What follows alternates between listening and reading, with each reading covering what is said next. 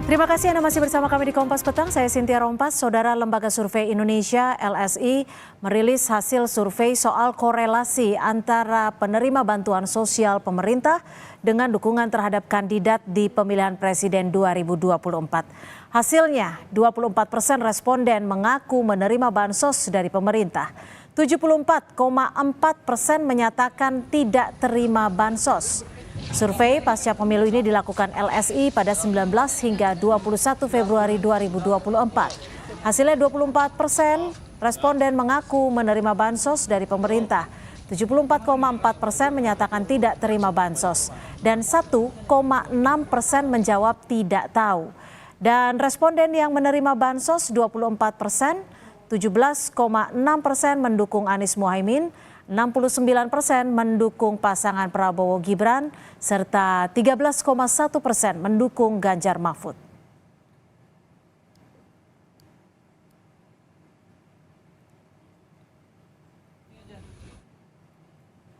LSI menganalisa jumlah responden yang menerima bantuan sosial dan arah dukungannya di pemilu 2024. Dari sampel 1.211 responden yang dipilih melalui telepon, validasi dan screening, 24% warga mengaku menerima bansos dan 74,4% menyatakan tidak pernah menerima bansos atau tidak menerima bansos. Dan 1,6% menjawab tidak tahu.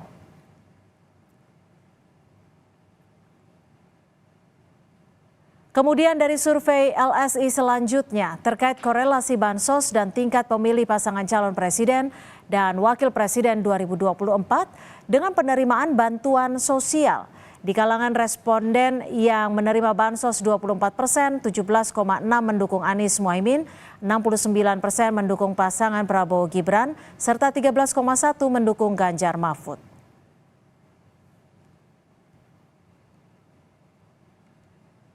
Benarkah gencarnya bansos yang diserahkan Presiden Jokowi jelang Pilpres memberi efek yang berarti terhadap sikap pemilih pada Pilpres? Kita bahas bersama Direktur Eksekutif LSI Jayadi Hanan, tim kampanye Prabowo Gibran Aceh Hasan Syadzili, dan juga jubir Timnas Amin Muhammad Iqbal. Selamat sore, terima kasih sudah bergabung bersama kami di Kompas Petang. Sore, assalamualaikum. Waalaikumsalam. Mas Jayadi, apa saja nih temuan LSI soal penerimaan bansos, apa korelasinya dan keterkaitannya soal sikap dan pilihan responden pada Pilpres? Ya, tadi udah diungkap ya. Pertama, yang warga yang mengaku menerima bansos sekitar 24%, 74%-an mengaku tidak menerima. Pertanyaan kita soal bansos ini umum aja ya. Pertanyaan apakah Anda pernah menerima bansos atau tidak? Itu pertanyaannya. Jadi tidak dirinci bansos itu macam-macam, karena pertanyaannya lewat telepon ya. Kemudian yang kedua yang kita temukan adalah memang ada kecenderungan penerima bansos tingkat dukungannya kepada pasangan 02 lebih tinggi, yaitu di antara penerima bansos yang 24% itu 69% menyatakan memilih Prabowo Gibran, kalau nggak salah 17 atau 18% memilih Anies, lalu 17%-an atau kurang dari itu, lupa persisnya, itu memilih pasangan nomor 3 Ganjar Mahfud. Tapi yang kedua juga menarik di kalangan bukan penerima bansos atau yang mengaku tidak menerima bansos, itu tingkat dukungan kepada pasangan 02 juga tetap tinggi, tetap mayoritas, yaitu 54%. Yang mendukung pasangan 01 di kisaran 30-an%, lalu yang mendukung pasangan 03 juga di kisaran sekitar 20-an% begitu juga. Jadi kesimpulan, jadi poin kedua yang bisa kita ambil dari data-data ini adalah bahwa ada kecenderungan penerima bansos lebih tinggi mendukung 02. Tapi poin kedua adalah pasangan pilihan di antara para bukan penerima bansos itu juga tetap lebih tinggi di 02, yaitu 54%. Dengan demikian kita bisa mengatakan bahwa baik penerima bansos maupun bukan penerima bansos itu memberi angka yang mayoritas kepada 02 begitu. Jadi kalau dianalisis lebih jauh lagi itu berarti satu, memang bansos menjadi salah satu faktor yang menyumbang pada kemenangan 02. Tetapi ya bansos hanya salah satu saja. Buktinya apa? Buktinya bukan penerima bansos pun mayoritas memilih 02. Dari survei yang kita lakukan ini. Oke, Bang Aceh, kalau melihat hasil dari survei LSI ini terkait arah pilihan masyarakat seperti apa? Memang betul tadi disebut ada korelasi mempengaruhi faktor penyumbang kemenangan, tapi bagi yang tidak menerima bansos pun memang disebut mayoritas memilih Prabowo Gibran. Iya, ini kan sebetulnya hasil survei ini menunjukkan ada proporsionalitas ya, baik dari penerima bansos maupun dari non penerima bansos, bahwa mereka kedua-duanya unggul untuk memilih pasangan Prabowo Gibran. Ya, kalau misalnya penerima bansos tersebut jumlahnya lebih besar untuk memilih Prabowo Gibran, karena memang pemilih Prabowo Gibran juga lebih besar. Ya, toh penerima bansos pun juga ada yang memilih pasangan 01 maupun pasangan 03. Ya, dengan proporsi sesuai dengan jumlah dari angka tren yang selama ini sesuai dengan pilihan masing-masing calon tersebut gitu. Jadi oleh karena itu saya ingin menyampaikan kepada masyarakat bahwa soal bansos ini sesungguhnya bukan hanya pemilih 02 saja, tetapi juga pemilih 01 juga diberikan bansos, pemilih 03 juga mendapatkan proporsi. Jadi artinya Anda menepis adanya korelasi tingkat pemilih paslon keterkaitan dengan penerima bansos?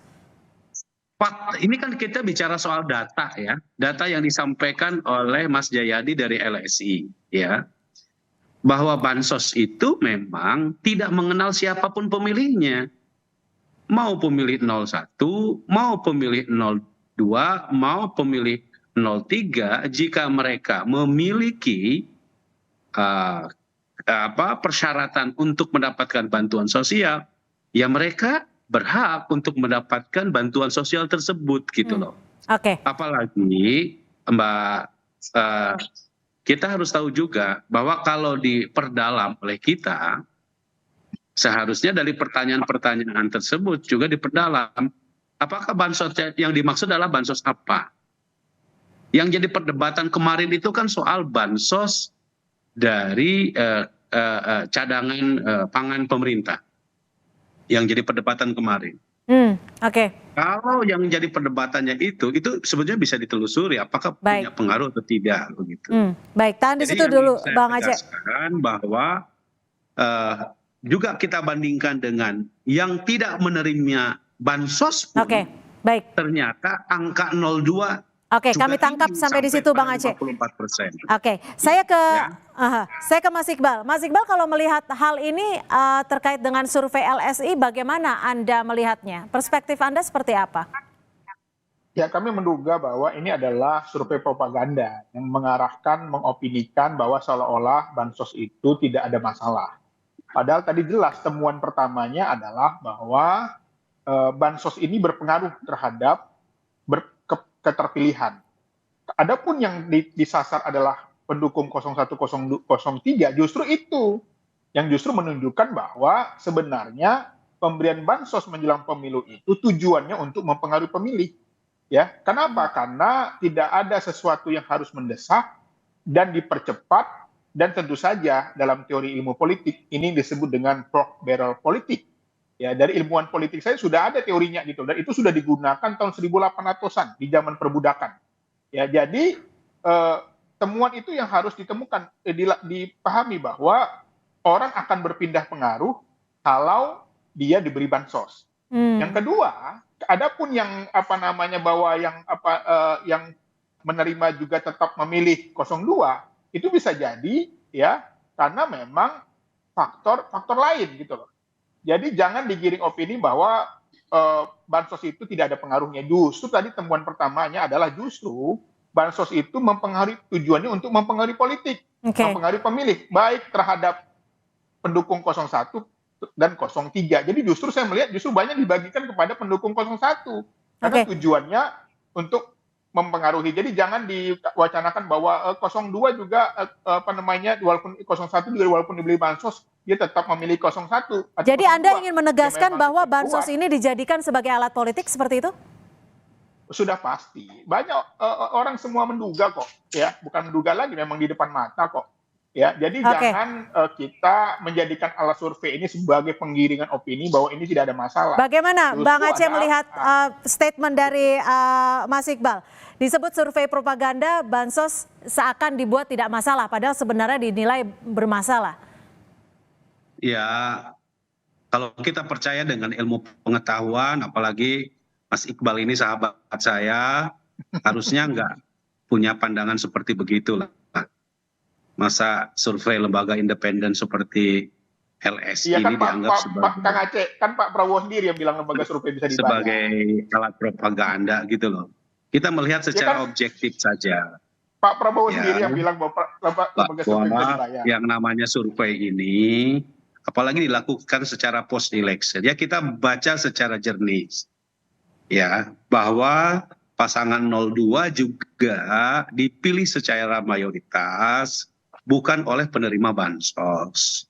Gitu. Itu kan sebetulnya membalikan satu logika yang selama ini sebagaimana kalau kita mau jujur propaganda yang disampaikan oleh teman-teman juga gitu loh. Jadi karena itu saya ingin menegaskan saja ya bahwa ketika kita sekarang berdebat soal bansos, ternyata memang bansos itu sangat dibutuhkan oleh masyarakat. Terlepas dari mau pemilu atau setelah pemilu, apa yang terjadi saat ini terkait dengan kenaikan harga beras dan di beberapa tempat mengalami kelangkaan, ini kan disebabkan kenapa? Karena memang pemerintah belum secara cepat untuk melakukan stabilisasi harga dengan cara memberikan bantuan-bantuan sosial berupa beras cadangan pemerintah itu. Maka disinilah urgensi kenapa pada saat kemarin sebelum pemilu ini tidak ada kaitannya dengan menjelang pemilu atau setelah pemilu.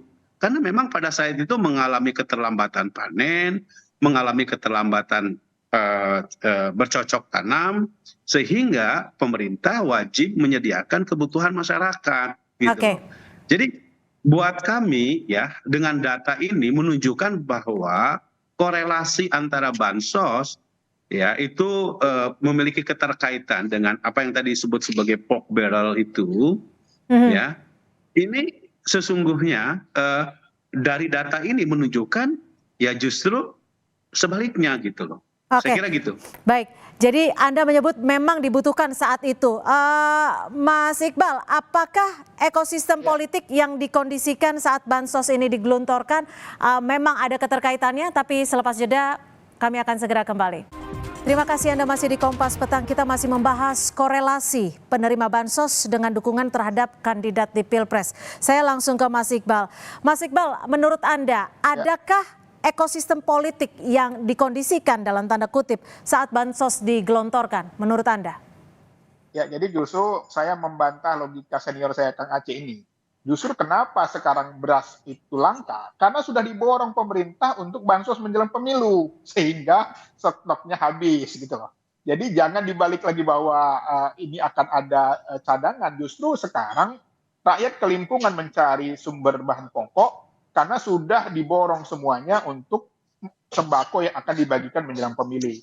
Jadi menurut saya bahwa masyarakat kita nggak bodoh lah, ya. Itu kan logika yang luar biasa. Bagaimana mungkin orang dibagi sembako menjelang pemilu? Dan yang paling anehnya di DKI aja nih yang di depan mata kita, di DKI Kang Aceh di dapil saya, ya sembakonya dibagikan warnanya sama persis sama warna bungkus 02 gitu loh. Itu logikanya gimana itu dibagikan oleh PJ Gubernur?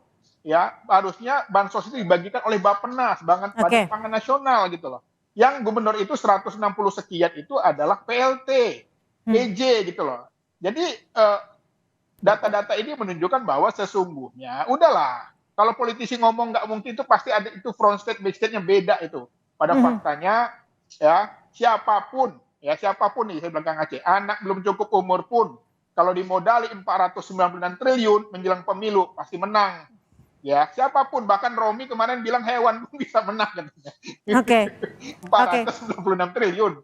Itu triliun loh. Kalau 2019 anggaran bansosnya hanya 15 triliun. Sekarang 496 triliun. Harusnya yang mengaku menang itu malu karena itu anggaran negara. Nggak boleh digunakan untuk kepentingan politik. Oke, Mas Zayadi, bagaimana menurut Anda? Apakah ada analisa yang Anda temukan terkait dengan sikap pemilih dan juga korelasinya dengan bansos yang dibagikan? Kita bicara berdasarkan data ini aja. Data ini menunjukkan 69% dari 24% penerima bansos itu memilih 02. Jadi kalau mau dihubungkan ya jelas ada korelasinya antara penerima bansos dengan yang memilih 02. Tapi jangan lupa juga yang tidak terima bansos itu 74% di situ. Dari 74% itu 54% milih 02 gitu. Lalu jadi memang ada, kalau begitu bisa kesimpulannya adalah ada kecenderungan penerima bansos lebih banyak memilih 02. Ada kecenderungan pemilih yang tidak menerima bansos dukungannya kepada 01 dan 03 lebih banyak dibandingkan dengan para penerima bansos, begitu. Itu kan. Nah, yang kedua adalah bahwa tidak bisa juga dikatakan bahwa misalnya 02 itu menang hanya karena bansos atau 01 03 kalah hanya karena bansos, kan tidak bisa juga dibilang begitu. Ada faktor-faktor lain yang harus dihitung, begitu. Baik.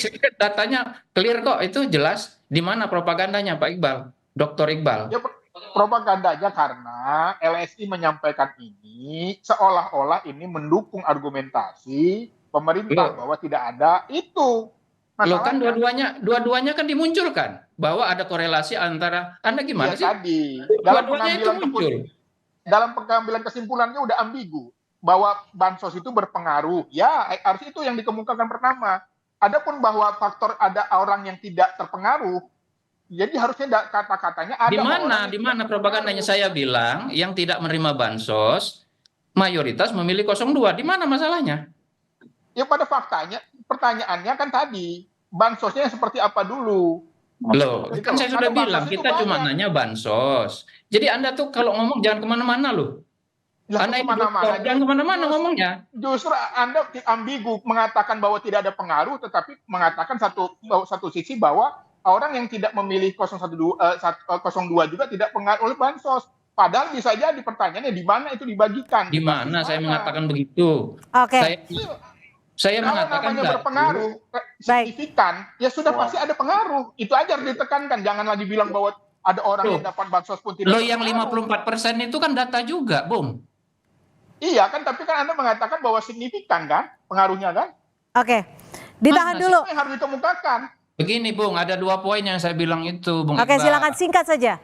Singkat saja. 2 poinnya itu ambigi menurut saya. Di satu sisi Anda mengatakan berpengaruh. Anda bukan peneliti kalau begitu. Saya PhD. Anda yang saya pertanyakan metodologi Anda. Bagaimana satu sisi mengatakan baik, ditahan dulu Mas Zayadi dan Pak Iqbal. Saya akan ke Pak Aceh. Pak Aceh, ini kan Presiden Jokowi akan melanjutkan bansos kurang lebih sampai bulan Juni mendatang. Apakah ini untuk menepis sorotan masyarakat ataupun sorotan sejumlah pihak yang menyebutkan bahwa bansos sengaja dibagikan hanya saat Pilpres? Justru itu, saya ingin menegaskan bahwa yang namanya bansos, saya ini di Komisi 8. Ya, saya pimpinan Komisi 8. Saya mengikuti betul bagaimana proses bansos tersebut dilakukan. Bansos terutama PKH itu sejak zaman ketika menterinya dari partainya Mas Iqbal. Ya, nilainya diperbesar memang dari sejak tahun 2020. Ya, PKH, BPNT, subsidi energi, ya, dan kebijakan tentang yang namanya cadangan beras tersebut itu juga diputuskan, El Nino itu diputuskan di Komisi 8 sejak bulan September 2023. Ya, karena apa? Karena kita memang melihat fenomena El Nino yang bisa mempengaruhi terhadap stabilitas harga dan ketersediaan pangan. terutama memastikan soal ya masa tanam yang memang bisa berubah. Nah sekarang sebagaimana yang disampaikan oleh Ketua Umum kami yang juga Menko Perekonomian, beliau Pak Erlangga mengatakan bahwa bansos ini akan dilanjutkan sampai bulan Juli. Kenapa demikian? Karena kan kita tahu ada momentum di mana menjelang hari raya, menjelang bulan Ramadan, ketersediaan beras kebutuhan rakyat itu harus dipastikan. Itu agar jadwal sampai terjadi bulan Juni stabilitas ditetapkan harga. sejak kapan tuh, Mas Aceh? Gini, kalau soal bansos El Nino itu telah ditetapkan oleh kami Komisi 8 itu dari sejak bulan September 2023, jadi jauh sebelum penentuan pemilu, ya. Termasuk juga ya soal kebijakan ini. Nah, kalau soal bantuan beras pemerintah memang diputuskan oleh pemerintah, kenapa? Karena memang kebutuhan masyarakat saat ini ya akibat dari El Nino itu akan terus dilanjutkan dan ini tidak ada kaitannya. Negara wajib hadir ketika kita menjaga ketersediaan pangan kita, menjaga stabilitas harga kita agar bisa terjangkau oleh masyarakat, dan ini tidak ada kaitannya dengan soal pemilu. Ini adalah kebutuhan objektif yang dihadapi oleh masyarakat. Seperti yang disampaikan oleh Pak Iqbal tadi, kan tuduhannya nggak benar. Baik, silakan Mas Iqbal. Sampai Juni nih ternyata bansosnya akan dibagikan. Kalau bungkusnya sama dengan warna gemoy ya 02, itu kan memalukan lah Kang Aceh menurut saya. Masa sama bungkusnya warna apa, nggak ada warna lain apa? Ya, jadi kita itu terkadang nggak konsisten gitu. Terkadang mengatakan tidak ada hubungan, tapi pada faktanya di lapangan dibungkus dengan warna gemoy gitu loh. Itu gimana Ya, itu di Jakarta loh. Di Jakarta kita cek aja nanti sekarang apakah dibagikan oleh PJ Gubernur DKI, gitu kan? Ya kan? Toh kita itu sudah ada videonya udah jelas gitu loh. Itu udah videonya udah jelas, fakta. PJ Gubernur DKI membagikan bansos dengan bungkus warna gemoy. Itu mau dibantah bagaimana lagi gitu loh. Jadi kita itu terkadang ingin mencoba front stage sama big stage itu beda gitu politisi ini. Jadi menurut saya harusnya kita gentleman aja. Ya kalau memang faktanya ada, yang akui aja gitu loh. Makanya sekarang ya hak angket ini lagi bergulir. Ya kita lihatlah nanti. Kan hak angket itu artinya penyelidikan. Biarkanlah ini semua berjalan. Kita lihat nanti bagaimana prosesnya. Ini kita belum melihat lagi nanti bagaimana program-program yang lain yang digunakan, bagaimana kepala daerah, oknum-oknum kepala desa digunakan, ya, bagaimana aparatur pemerintah digunakan. Jadi kita lihat ini adalah bagian dari proses politik yang tentu saja harus dihargai. Baik, bagian dari proses politik. Terima kasih atas perspektif Anda. Namun sayang sekali durasi kita juga yang terbatas. Nanti kita akan kembali membahas di lain waktu. Terima kasih Pak Muhammad Iqbal, Pak Aceh Hasan Sadzili, dan juga Mas Zaidi Hanan sudah berbagi perspektif bersama kami di Kompas Petang. Selamat sore.